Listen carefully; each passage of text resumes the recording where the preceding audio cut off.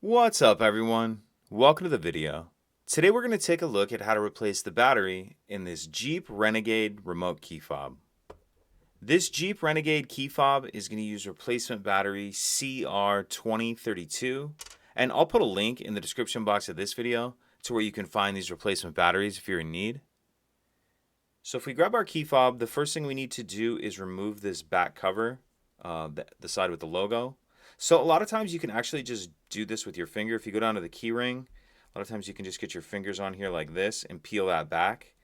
If you're unable to do that, or if yours is on there a little harder, the other thing you can do is grab a flathead screwdriver and come down here to the key ring and just get your screwdriver in between that back cover and the rest of the key fob like that. And then once it's started, it comes off there easy. Either way, once you get that back cover off, we see our battery right here. Then I'm going to grab my screwdriver and just use it to get on the edge of the battery and help pop it out of that holder. Then I'm going to grab my new replacement battery, and you want to make sure that you're installing your new battery with the plus side up. And I'm going to kind of tuck that edge in first, like that, and then we'll snap that down into place.